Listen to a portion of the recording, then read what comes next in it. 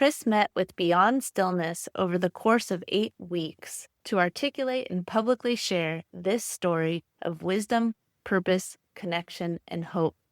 To learn more about our programs, services, or to sponsor a guest on their story crafting journey, please visit www.beyondstillness.org. This story is presented in partnership with Santa Clara County's Stroke Awareness Foundation. We're honored to amplify voices from Santa Clara County and the surrounding areas. Visit www.strokeinfo.org to learn more. We're re-releasing Chris Wilder's June 2024 episodes. With decades of nonprofit experience and a strong commitment to the stroke community, including his work on the board of the foundation, we are thrilled to welcome Chris Wilder to the board of Beyond Stillness Stories After Stroke. This week on Beyond Stillness Stories After Stroke, we welcome guest Chris Wilder. Chris founded several bands in the 80s, toured the world as a lead guitarist for the punk rock band MDC, and has worked extensively with nonprofit organizations. In 2021, while serving as the executive director of Valley Health Foundation, Chris suffered a stroke. His story is titled Part of Something Greater. Thank you for joining us for Part 1, Chris Wilder's story. Hello and welcome to Beyond Stillness, Stories After Stroke. Stroke offers a powerful, life-changing shift in perspective. Each colorful memory creates a parable for life's greater teachings, a compass for journeys ahead, and inspired wisdom for unique growth. Beyond Stillness offers a moment of pause for storytelling and reflection. Ultimately, we create a welcoming environment that reveres the moment beyond stroke's paralysis. Still moments unite humanity and divinity. I'm your host, Molly Bucola. As we begin today, we take a moment of pause, a moment to honor the way that wisdom has emerged through recovery.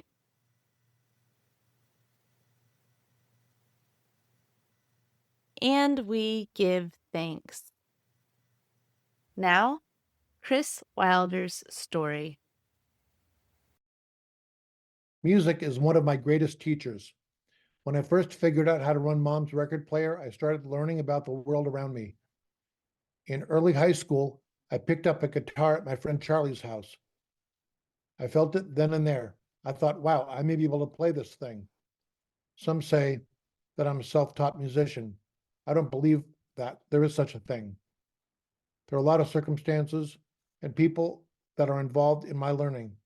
Sitting amongst musicians, I'd listen to them and ask them to teach me what I heard.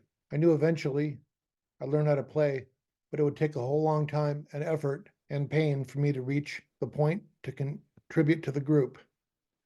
We would gather at friends' houses and jam. My brother is one of the best musicians I know. He's an amazing drummer. He had his role and I had mine as a guitar player. Everyone had their role. In the mid-'80s, we formed bands together, Sticky being one of them. That's spelled S-T-I-K-K-Y, Sticky. Look them up. We've been playing together ever since. We played our parts, but it was never just about one of us. It was about each of us, all of us, and about the music. We were all a part of something great. Adolescent boys pick up anything around them. There are lots of temptations, habits, negative mindsets, and bad attitudes for the taking. I made sure to hang out with people who I thought were respectful, and I wanted to learn from them. Most of my friends and I learned from each other and from other musicians and music. In that way, we learned about ourselves, life, and the world. Later, music flew me around the world and introduced me to many, many cultures. I love all types of music, played a wide variety. Music has broadened my perspective, challenged me, and invited me to admire and participate in something greater. I went on to believe in this concept. In my professional life, I've always worked for nonprofits. I'm drawn to doing my part while working with a group who wants to make the world a better place. I'm proud to say that I was part of the National Public Interest Research Group, the Vanished Children's Alliance, City Year, and just before my stroke, I was the executive director of the Valley Health Foundation. Before I worked there, I knew Valley Medical Center was an important hospital in Silicon Valley. I knew it served people from all walks of life, rich or poor, and gave everyone access to quality medical care. I wanted to use my talents to contribute to the mission and be part of something great. On March 6th, 2021, I had just returned home from work and was sitting on the couch next to my wife, Kate, when she noticed the right side of my face dropped and my speech was garbled. She asked me to raise my arms above my head. My left arm shot up, no problem. My right arm, no movement. She quickly called 911, and the fire department arrived, loaded me in, and delivered me to Good Samaritan Hospital in Los Gatos. I don't remember any of it. My first burst of memory was at Good Samaritan Hospital. When I woke, the medical team asked me to give a thumbs up if I knew where I was or who Kate was. Thumbs up. I gave a thumbs up. I knew I was in the hospital. Thank goodness I knew who Kate was. And at that point, they knew I was still in there. I was conscious, but unable to speak. I don't remember much after that. Then at some point, there was another memory. This time, I was able to speak a bit, enough to ask a Good Samaritan nurse or doctor when I could be transferred to my hospital. Then and now, I believe Valley Medical Center is the most important hospital in all of Silicon Valley. It was home for me. I ran a foundation to support them. I knew all the doctors and therapists there. They were all friends.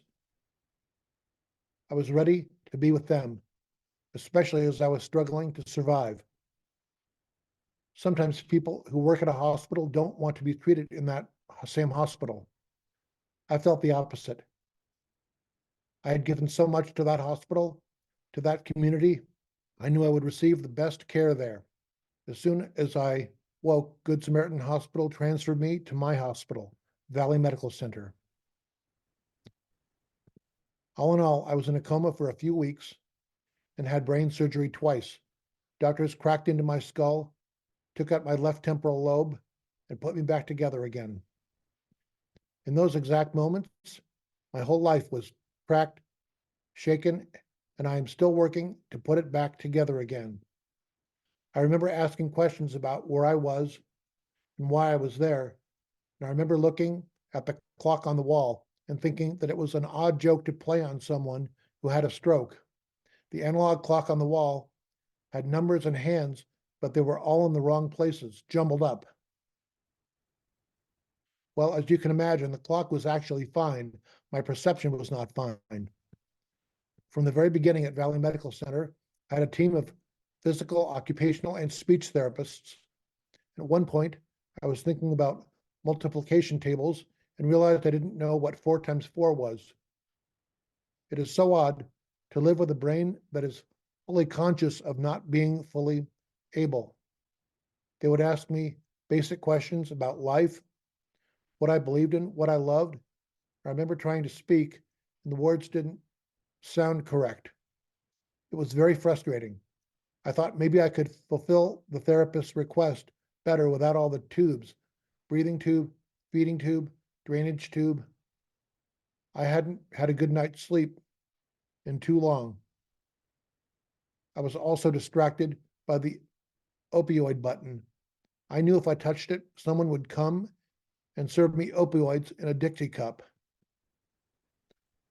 When I finally was discharged, it was so nice to return home to my cats and dogs. It reminded me of normal life. I was ready to get back to it. Looking back now, I realize I had unrealistic expectations. I thought I would go back to playing golf a couple of months later. It's been 3.5 years since my stroke. Turns out recovery is much longer and much more difficult than I initially thought. My first obstacle when returning home was withdrawals from the opioids. Nurses in the hospital kept offering me painkillers, so I kept taking them. They never switched to Tylenol. So when I returned home, I had to cut it out cold turkey. It was miserable. I felt irritable and had phantom pain all over my body. I just wanted more of the pills. My head hurt so bad. In the midst of all that, I still knew I didn't want to be addicted to opioids. Earlier in my life, I was a methamphetamine user. Most people don't just get to stop speed. I did.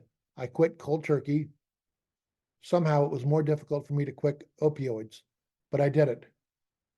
I had to do it to start my recovery, and I was ready to start recovering.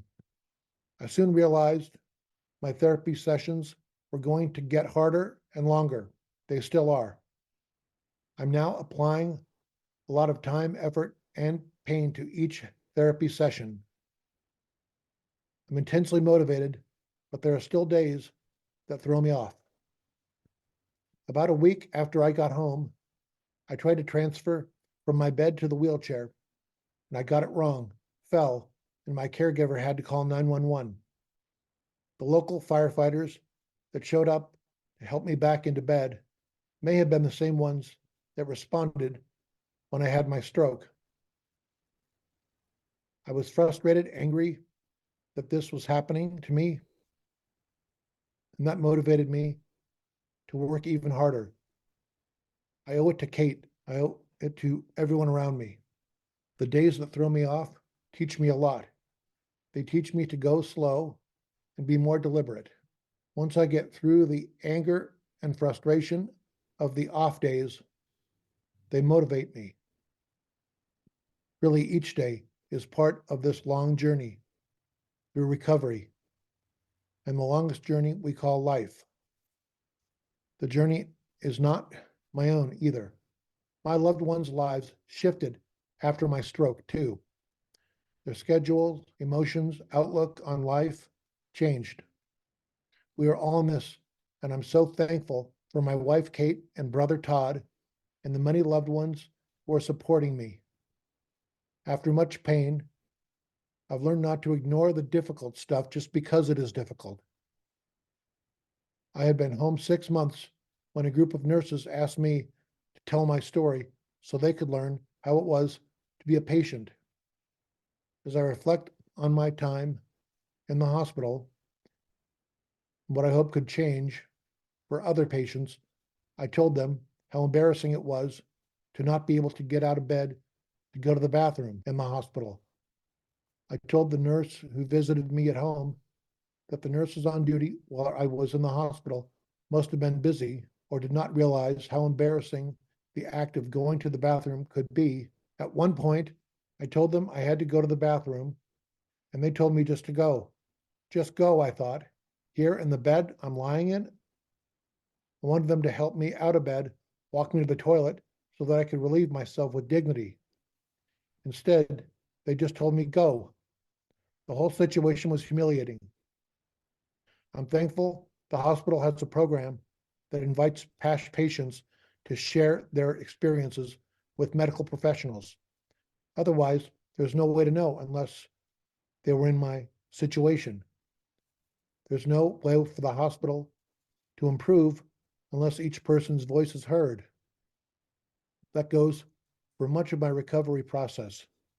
There is no way for someone to know what I'm thinking or feeling until we share honestly. It was difficult for me to tell the nurses about the demoralizing experience, yet I also knew they could learn from it and possibly help others through that lesson. In a way, I was advocating for myself and others. I was part of something greater. Other difficult conversations I've had to have post-stroke were with my own friends. When I first returned home, many of my friends disappeared, or as teenagers say now, they ghosted me. My emotional state was much like that of a teenager in that time, too. There were many emotional highs and lows. How could someone do that to me? Are they judging me? Where did all my friends go? I still haven't seen some friends. It's difficult to imagine what it's like to be me. I understand that. Others gradually began to reconnect, saying that they were paralyzed by fear and didn't know what to do or say.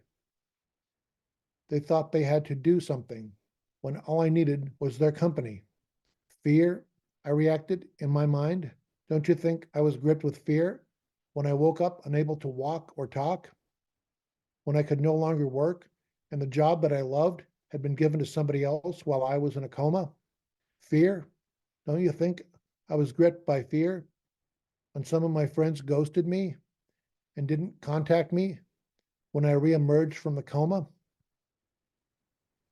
After calming myself, I figured out a way to open the door to difficult conversations with my friends who had all been paralyzed by fear in the situation. They didn't know how they could help. I told them to be available and be present. I said, if I'm not ready to see you, I'll tell you, but please reach out and let me know you are there for me.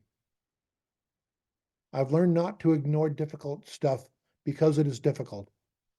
This was an opportunity to connect on a human level and for us to learn from each other and possibly help others through the lessons. In these situations, we each play our part. It's important for each person to contribute honestly and generously. Don't ignore difficult stuff because it's difficult. That has always been important to me. Running political campaigns was always difficult. Learning to play music was hard. Relationships can be tough. As well as the stroke community knows, recovering is difficult. It takes a lot of effort to face the difficult stuff, and I do. I'm not perfect though. Before my stroke, I shied away from a healthier lifestyle, and I always talked myself out of going to the gym or for a run. During the early part of the pandemic, I was drinking too much. I've been a vegan most of my adult life, but ate a lot of garbage food. I wish I paid more attention to my weight. It may have prevented my stroke. Now I seek out difficult situations because facing them is a first step toward being able to do more. I wanted to take my dogs for a walk on my own. So every day I practice walking and I want to play the guitar again. So I work on the dexterity of my fingers. I watch what I eat, limit my alcohol, and practice therapy exercises every day. In the Bryan Adams song, Summer of '69, he said that he played until his fingers bled. I did that when I was learning to play the guitar all those years ago. And now I'm applying that same effort to my recovery. I'm not self-taught here either. I'm surrounded by loved ones and therapists. We are all in this together. We are part of something great. I still find purpose in working with others to better the world.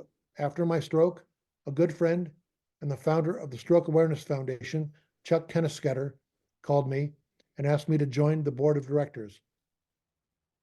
Stroke Awareness's mission is to save lives and improve outcomes of stroke survivors. Through awareness and advocacy, we educate hospitals, help certify stroke centers. I wholeheartedly believe in our mission and am proud to be part of the charge to raise stroke awareness.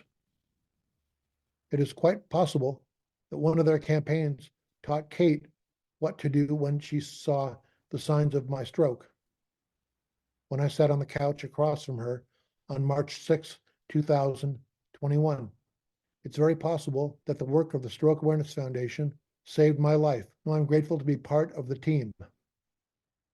I truly believe that we are a sum greater than our parts. My life experience has taught me that sometimes 1 and 1 doesn't come to 2. When I practice diligently, face difficult, and join others on a mission for the greater good, big things can happen.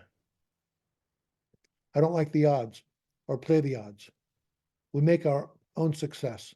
People, even professionals, told me I wouldn't have much functionality.